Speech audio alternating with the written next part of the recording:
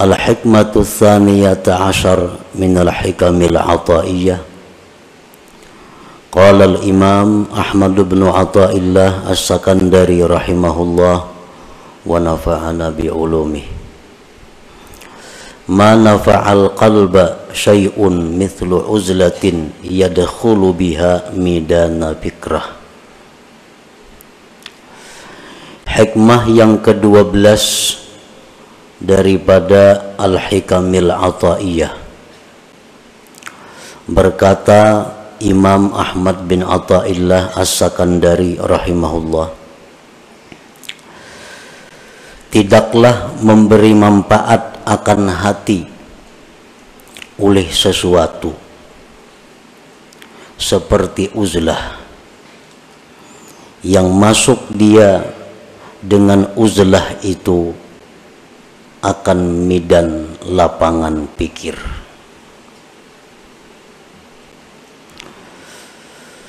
Tidaklah memberi manfaat akan hati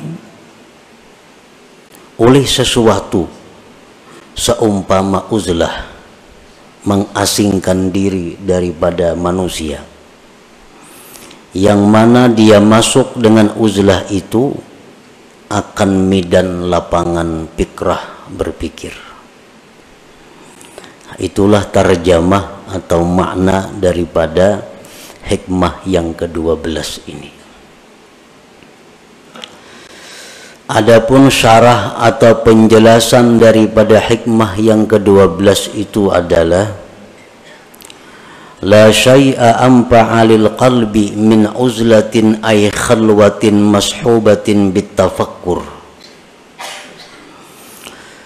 Tidak ada sesuatu yang lebih bermanfaat untuk hati daripada uzlah, artinya khalwat, menyendiri, menjauh daripada manusia, yang disertai dengan tafakkur.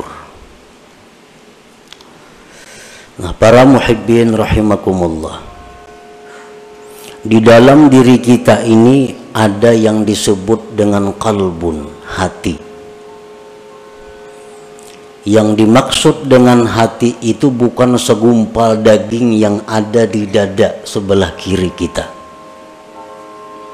tetapi yang dimaksud dengan hati itu adalah sesuatu yang dinisbahkan kepada Allah Subhanahu wa ta'ala, yang berada di dalam diri kita,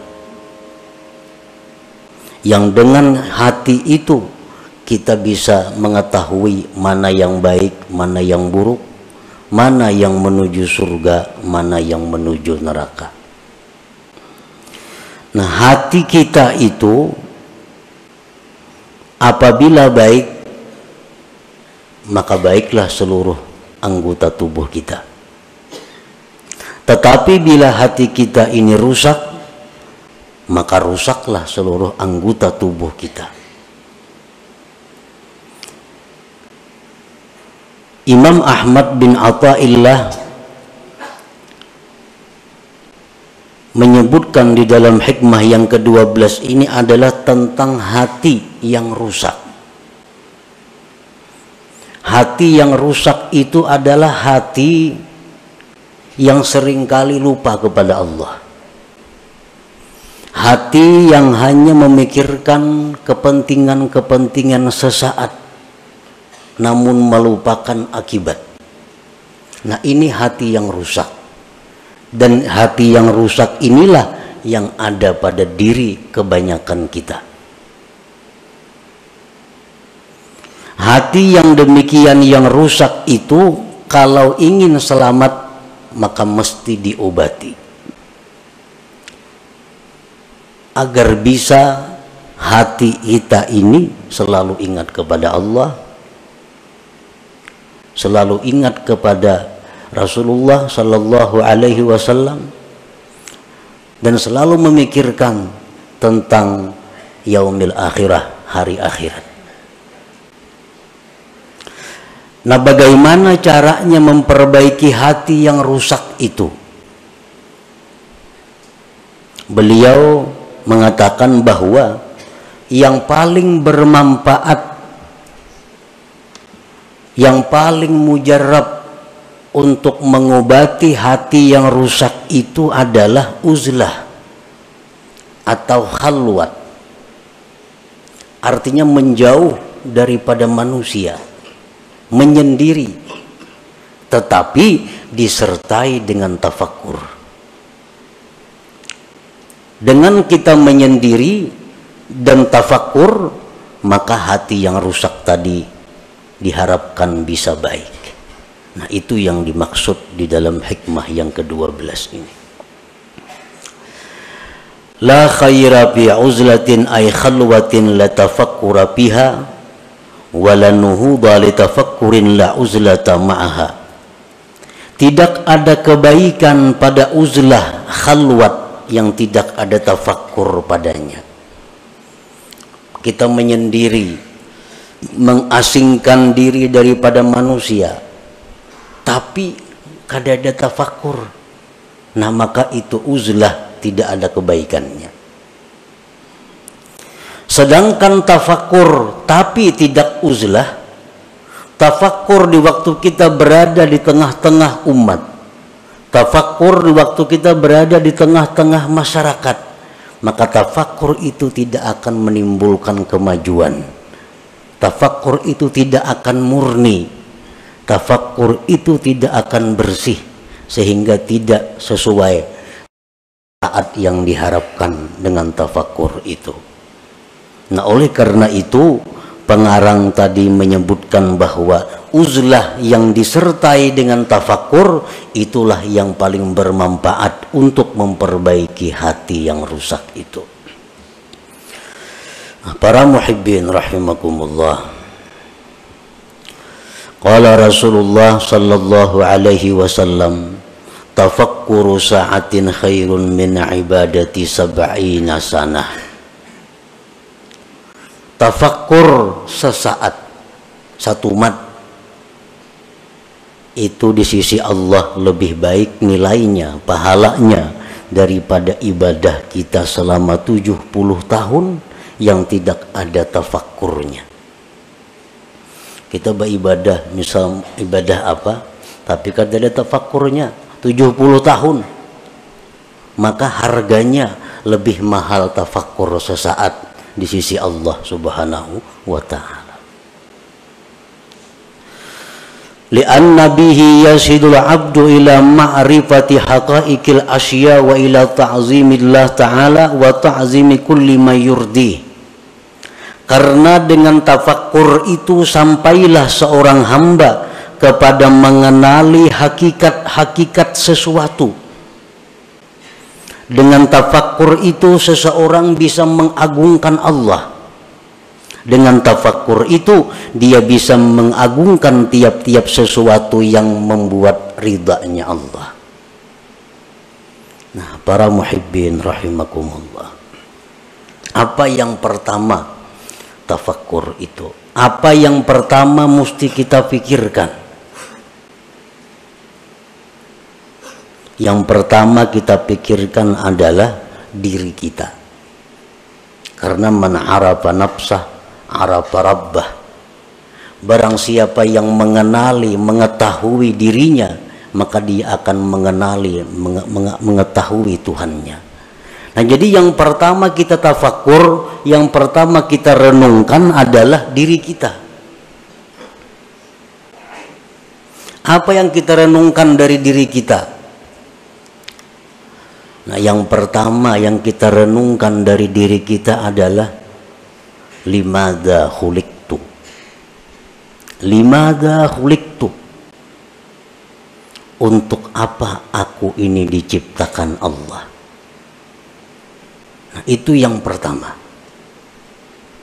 Di waktu kita khalwat, di waktu kita sendiri, di waktu kita mengasingkan daripada manusia, kita tafakkur, kita berpikir, limadza khuliqtu, untuk apa aku ini diciptakan Allah? Dulunya kadada, sekarang ada. Untuk apa aku diadakan oleh Allah ini? Nah, itu yang perlu kita gali daripada diri kita, itu yang perlu kita mantapkan daripada diri kita. Untuk apa kita dicipta oleh Allah? Sebahagian manusia ada yang merasa bahwa dia hidup itu untuk mengumpul harta. Dia beranggapan bahwa dia diciptakan Allah hanya untuk mengumpul harta, sehingga sebagian besar waktunya dihabiskannya untuk mengumpul harta.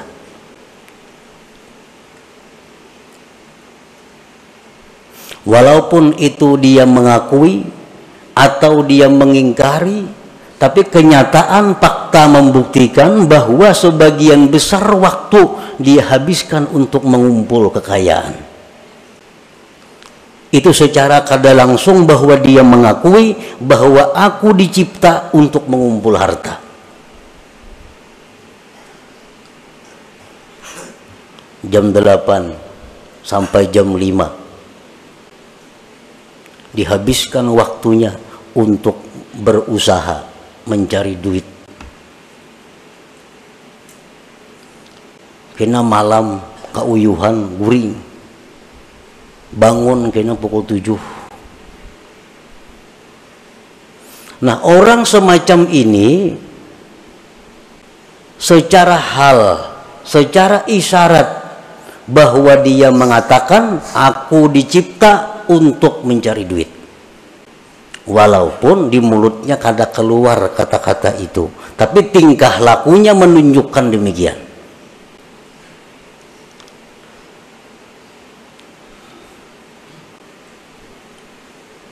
Nah, itu yang kita renungi. Apakah bujur seperti itu? Apakah benar kita dicipta oleh Allah untuk mencari duit? Nah, itu yang perlu tafakkur. Yang pertama kita renungi hidup kita. Kita renungi berapa umur kita habiskan. Kita mengakui bahwa kita ternyata hidup ini adalah untuk duniawi semata-mata. Akhirat ada, tapi porsinya kecil, porsinya sedikit. Nah, makanya tafakkur itu nilai pahala di sisi Allah sangat besar. Limadza khuliqtu, untuk apa dicipta? Ibrahim bin Adham, sewaktu beliau berburu, beliau adalah seorang bangsawan yang sukanya berburu. Suatu hari beliau berburu dengan perbekalan, perlengkapan yang lengkap, berangkat ke hutan. Di tengah jalan beliau ada mendengar hatib. Hatib itu artinya suara tanpa kelihatan orangnya. Suara itu, ya Ibrahim, alihadza khuliqta, apakah untuk ini engkau dicipta Allah? Apakah engkau dicipta untuk berburu? Ibrahim bin Adham tersadar bahwa ternyata selama ini hidupku kusia-siakan. Berpaling, beliau kembali dan meninggalkan seluruh yang ada, lalu mengembara ke tengah hutan belantara untuk mencari hakikat, mencari kebenaran. Nah, para muhibbin rahimakumullah, kita diciptakan oleh Allah, wa ma khalaqtul jinna wal insa illa liya'budun. Tidak kujadikan jin dan manusia itu, ujar Tuhan, melainkan untuk ibadah. Nah, untuk ibadah. Jadi kalau kita bertanya kepada diri kita, untuk apa aku diciptakan Allah? Jawabnya, untuk mengabdi kepada Allah. Nah, untuk mengabdi kepada Allah. Nah, itu bisa didapat, bisa digali dengan tafakkur.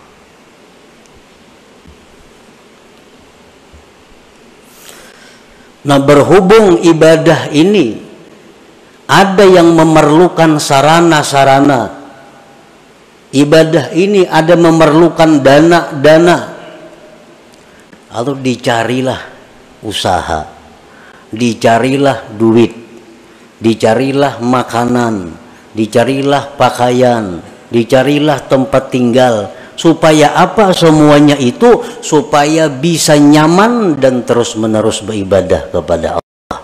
Nah, jadi orang mencari duit itu sebujurnya adalah untuk supaya beribadah. Jangan dipaling karena mencari duit lupa ibadah. Bila tak paling ya itu.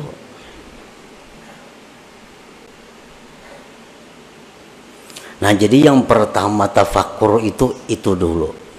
Kita mengenali diri kita, tugas kita apa? Ternyata tugas kita hanya satu, adalah mengabdi kepada Allah. Tidak ada yang lain. Allah kadang memberi tugas kepada kita untuk mencari duit. Allah kadang memberi tugas kepada kita untuk berusaha itu ini kadang. Tapi yang ditugaskan Allah kepada kita hanya adalah ibadah kepada Allah. Dan Allah menjamin dalam banyak ayat di Al-Quran bahwa Allah akan memberikan rezeki, memberikan kecukupan kepada mereka-mereka yang ingin beribadah kepada Allah.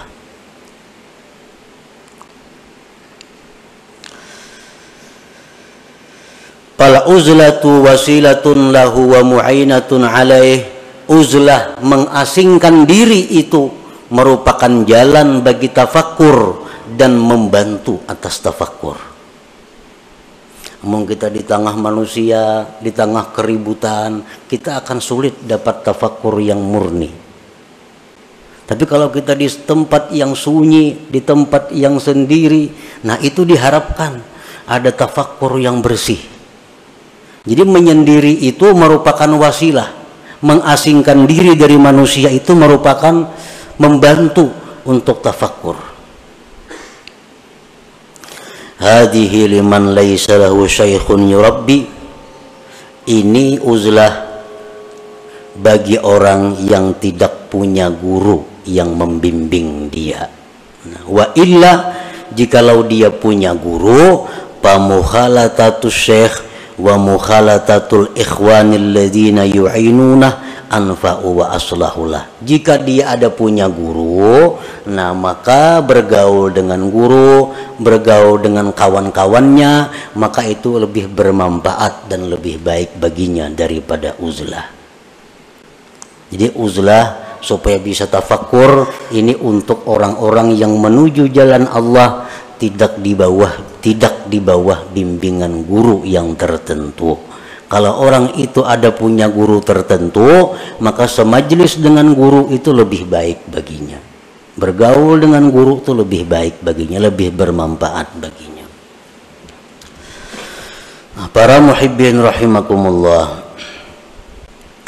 Wa'alam anna bil khalwati fawaida, ketahuilah bahwasanya pada khalwat itu banyak faidahnya. Kita mengasingkan diri, kada umpat perkumpulan-perkumpulan, kada umpat partai, kada umpat handil, kada umpat arisan, kada umpat itu banyak faidahnya. Pertama, hifzul qalbi minar riya wal mudahanah wa ghairiha minal amrad. Pertama, faidahnya kita mengasingkan diri itu terpelihara hati daripada riya. Kan riya itu minta lihat orang. Amun seorangan siapa yang melihat? Selamat hati daripada riya, daripada mudahanah dan selainnya daripada penyakit-penyakit hati, sum'ah. Nah, selamat. Yang kedua, faidahnya uzlah itu hifzul basar min afatil manzurat, terpeliharanya mata daripada bahaya-bahaya yang dipandang. Li'anna an-nazara ilal asya' yujibu tafriqatal qalbi, karena memandang kepada sesuatu itu menimbulkan terbelahnya hati. Kalau kita khalwat, apa yang kita lihat? kadada. Lalu hati kita jadi terpukus karena mata kita kadang-kadang dilihatnya. Nah makanya sembahyang disuruh menjangangi tempat sujud. Supaya apa? Supaya mata ini jangan melihat yang macam-macam. Karena bila mata melihat macam-macam, kena hati jadi macam-macam juga. Nah dengan adanya kita khalwat, dengan adanya kita bersendiri, nah pandang kita lihat. Nah selamat mata. Yang ketiga, as-salamah min afatil lisan kal ghibah wan namimah wa ghairiha minal muhlikat.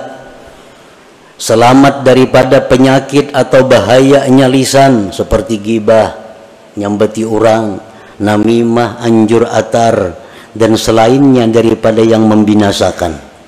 Kita bakhalwat, siapa dipandiri? Kada denang dipandiri. Nah selamat dulu mulut kita daripada menyambat orang, daripada menganjur atar orang. Qala Nabi sallallahu alaihi wasallam, aktsaru khataya ibni Adam bilisanih, kebanyakan dosa manusia itu di lisannya. Dengan uzlah atau khalwat, lisan kita selamat. Yang keempat, keuntungannya kita menyendiri, as-salamatu min suhbatil asrar, kita selamat daripada bersahabat dengan orang-orang jahat. Orang-orang jahat ini contohnya orang-orang nang ahli riba, itu orang-orang jahat. Orang-orang peminum, orang-orang jahat. Orang-orang rentenir, orang-orang jahat. Orang-orang zalim, orang-orang jahat. Ahli zina itu orang-orang jahat. Nah, bila kita menyendiri, kita kada tagaul lawan itu. Tapi amun kita bagaul, nah bisa kemungkinan kita bersahabat dengan mereka itu. Lianna suhbatahum fasadun azim bidinih, karena bersahabat dengan orang-orang yang jahat itu kerusakan yang besar pada agama kita. Kalau kita nih akrab lawan orang penzina, itu agama kita rusak. Akrab dengan orang nang katuju riba, agama kita rusak. Akrab dengan orang zalim, agama kita rusak.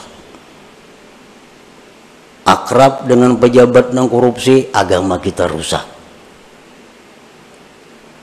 Tanpa kita sadari. Qala ba'duhum ma fasada man fasad illa bi suhbati man fasad.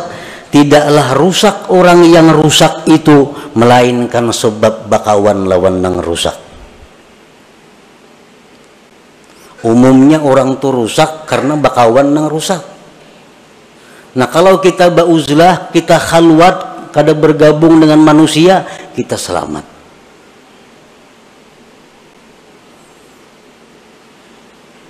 Orang-orang yang dimasukkan dalam asrar, kelompok orang-orang jahat, itu pandangan matanya itu bisa menularkan kejahatan kepada kita. Terutama kita nang kada kuat keimanannya. Orang nih, orang jahat, jangan lawan kita berjauh aja lagi. Pandangannya itu bisa mendatangkan laknat Allah kepada kita. Apalagi kekanakan halus-halus tuh. Jangan nak dijapa-japa ya orang nangka itu. Karena keringat mereka itu adalah keringat yang dilaknat oleh Allah. Jadi bahaya bersahabat akrab dengan orang-orang yang masuk dalam gulungan asrar, yang sudah dianggap orang-orang jahat itu. Pandangan matanya bisa merusak agama kita, apalagi sentuhannya maginnya lagi, apalagi memakai bakas pakaiannya maginnya lagi, minjam kendaraannya bahaya lagi. Jadi semua kejahatan maka sesuatu yang terkait dengannya adalah membahayakan agama kita. Nah sebaliknya sama dengan orang-orang saleh, orang-orang yang dicintai Allah, pandangan mereka itu mendatangkan rahmat, keringat mereka keringat mendatangkan rahmat, semua apa yang bekas mereka adalah rahmat. Makanya orang nang mati, jadi dalam kitab fikih orang tuh mati disunatkan membawa sesuatu bekas orang saleh. Itu kan di kitab fikih ada tuh, orang mati disunatkan membawa sesuatu bekas orang saleh, bekas kainnya kah, bekas apanya kah. Misal kita mati minta kupiah, kupiah bekas orang saleh. Nah itu memberi manfaat. Kalau orang mati aja memberi manfaat, apalagi orang hidup, bekas orang saleh. Nah demikian sebaliknya orang-orang jahat pun demikian, akan menimbulkan dampak kepada mereka-mereka yang belum kuat hatinya, belum kuat keimanannya. Nah dengan kita khalwat, kita terhindar daripada bersahabat dengan mereka itu. Yang kelima, keuntungannya khalwat adalah at-tafarrug lil ibadah wa tamakkunul mudawamah 'alaiha. Dengan adanya kita khalwat, kita bisa lapang beribadah dan kawa terus-menerus beribadah. Misalnya kita membaca zikir 5.000 sehari, kalau kita menyendiri kita kawa. Tapi kalau kita bergaul tengah masyarakat, nah sewaktu-waktu kita ada kita baca, karena ada acara ini, acara itu, acara ini. Apalagi macam-macam yang diikuti, ketua ini, ketua itu, ketua ini, bermacam-macam organisasi, kada baca wirid lagi. Jadwal ini ada rapat itu, jadwal ini ada acara itu. Nah kalau kita khalwat, bisa ibadah kita tuh mudawamah, bisa terus menerus. Ibadah yang mudawamah itulah yang dicintai oleh Allah Subhanahu wa Ta'ala, walaupun sedikit. Yang keenam, faidahnya kita khalwat siyanatu nafsihi wa dinihi minal khusumat. Dengan adanya kita khalwat, diri kita, agama kita terpelihara daripada pertengkaran-pertengkaran. Kadang mau tapahual, saurangan siapa dihuali, siapa nang mahuali. Nah bahuwal itu merupakan sumber datangnya macam-macam kejahatan, seperti bermusuhan, bermarah-marahan, berdengki-dengkian. Nah semua itu sifat yang membahayakan. Yang ketujuh, rahatul qalbi wal badan. Dengan adanya khalwat menyendiri itu, hati kita lapang, badan kita pun lapang. Yang kedelapan, husuluz zuhdi wal qanaah. Orang yang khalwat ini akan diberi Tuhan zuhud dan qanaah. Kenapa kita kada kawa zuhud? Kenapa kita kada kawa qanaah, kada merasa cukup lawan nang ada? Karena kita bergaul, melihat orang makai ini hendak nukar lu berhemat mencari duit. Melihat orang ini hendak nuruti kayak itu, duitnya kada ada, berhemat kina mencari duit, berhutang masih itu kamari. Nah karena pergaulan. Dengan adanya kita khalwat atau uzlah, selamat dari itu. Yang kesembilan, wujdanu halawatit ta'ah. Nah, didapatnya manis taat. Nah ini yang penting. Kita khalwat itu, kita menyendiri itu, beribadah jadinya manis, beribadah tuh nyaman.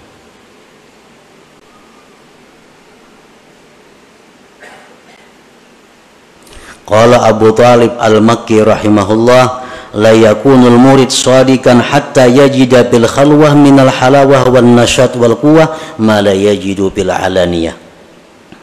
Tidaklah seseorang murid itu benar sehingga dia mendapati di dalam khalwat itu manis dan rajin kuat ibadah, sesuatu yang tidak ia temukan di tengah orang banyak. Ini menandakan kita nih bujur. Bila beribadah itu tak kuat saurangan, tak nyaman saurangan, tak manis saurangan pada di tengah orang banyak, itu menunjukkan kita bujur. Tetapi bila mana kita seorangan menguliat, kulir di tengah orang banyak rajin, menunjukkan kita munafik ngarannya. Di tengah orang banyak, perajinnya beribadah. Bila seorangan, sajus saja kada sanggup membaca Quran. Di tengah orang banyak 2 juz sanggup. Dalam kamar seorangan kada kawa. Nah, ini menunjukkan ada sifat munafik di dalam hati.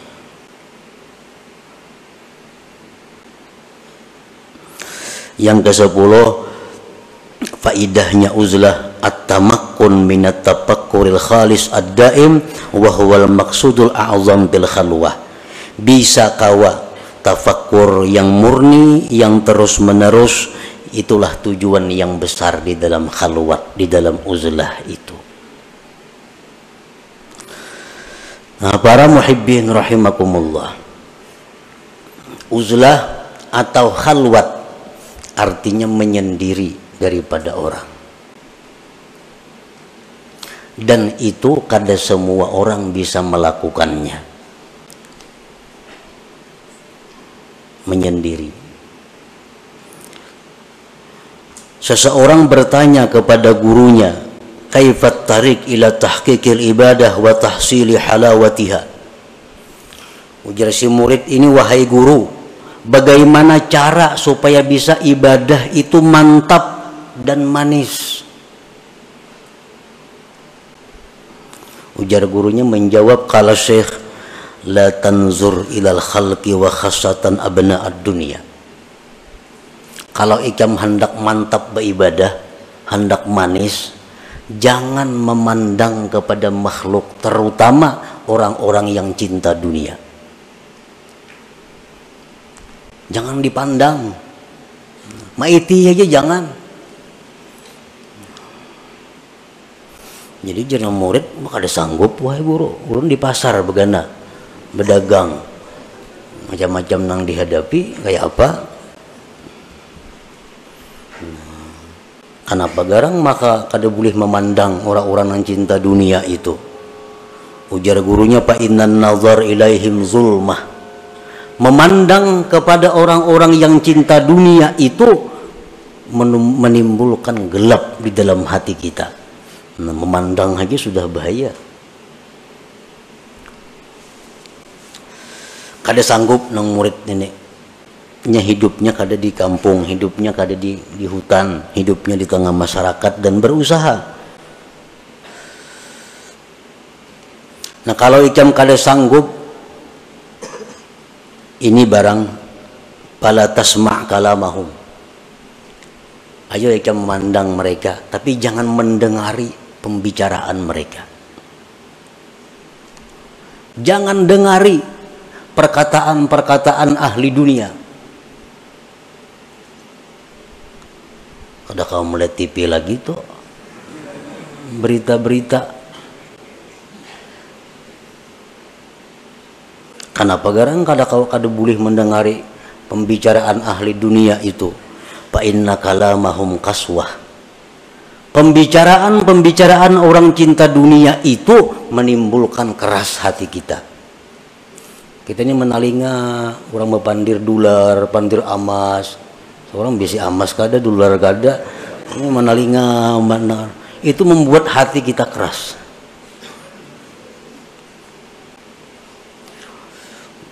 Bagi si murid tadi kada kawa juga, kada mendengari guruana, bertemuan hari-hari. Lalu ujar gurunya, amun ikam kada kawa juga, kada mendengar mereka itu, fala tu'amilhum. Jangan kerjasama dengan mereka. Jangan bekerja sama. Inya besaruan, jangan ditulaki.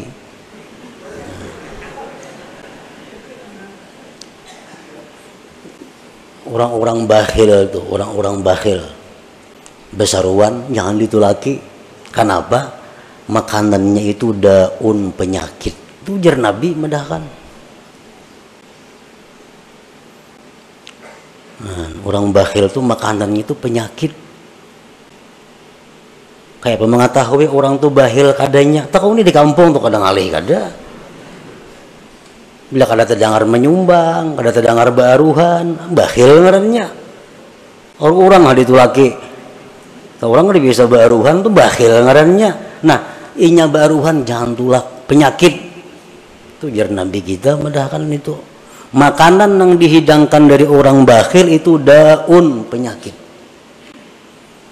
Namun ikam kada-kawa kada memandang mereka, kada-kawa kada bandir lawan mereka, jangan kerjasama, jangan hendak berjual tukar lawan inya, jangan hendak mendatangi inya, jangan hakun didatangi inya. Bah kada-kawa juga guru kayak itu, kada sanggup juga. Nah jaguru nang terakhir, munikam kada sanggup juga itu, pala taskun ilaihim, jangan ikam tentram kepada mereka. Ini yang terakhir, jangan tentram. Kadang-kadang hati kita nih bila parak orang sugih asa nyaman, nah itu iya ngaran tentram melawan mereka. Bila parak orang miskin bepaluhan sakada nyaman. Nah.